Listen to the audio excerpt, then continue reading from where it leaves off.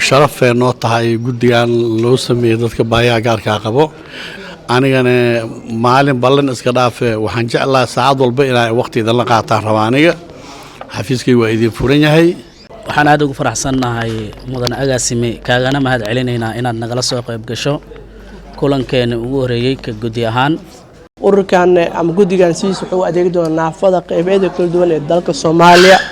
inaan u adeegnaa rabnaa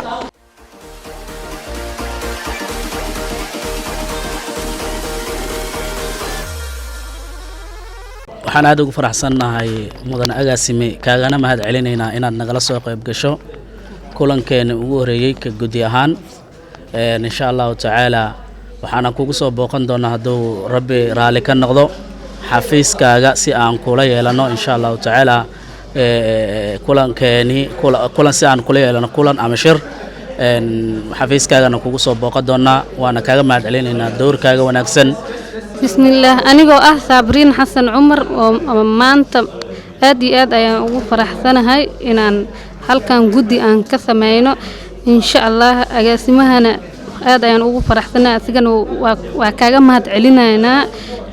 sida wacan aad nagala soo qayb gashay kulankeena maanta insha Allah mana qadoonto markii ugu dambeeydo aan wada kulanno mar walba waan wada shaqeyn doonaa insha Allah guddigan la aaso oo la dhiso xafiiskaagan waa kugu imaanayna waana wada shaqeyn doonaa haduu Ilaahay idmo agaasime na sharaf ay noo tahay in horta maanta kulankeena ugu horeeyay daafurida shirkeena anagoo la doortay shirka ugu muhiimsan maanta aan qabsanayno waxay tahay horta guddigan waxa loo aas-aasay waa dareemi kartaa ururada bulshada rayidka ururay leeyihiin ururkan ama guddigan siis wuxuu adeegi doonaa naafada qaybeeda kala duwan ee dalka Soomaaliya inaan u adeegnaa rabnaa naafada qaybeeda kala duwan inaan u adeegnaa rabnaa haduu Ilaahay raado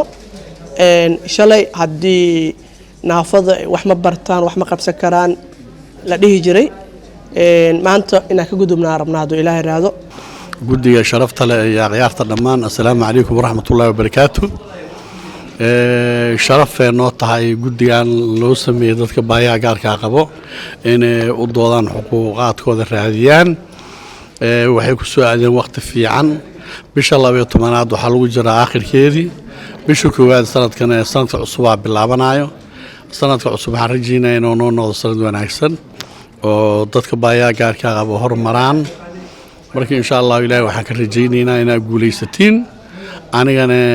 maalin ballan iska dhaafe waxaan jeclaa saacad walba inay waqtiga la qaataan rabaaniga xafiiskay waa idin furan yahay waxa awoodi karo waa helaysiin waa isla wada shaqeynaynaa dhammaanna waxaan ka shaqeynaynaa horumarka dadka naafada gobolka Banaadir waa mahadsantihiin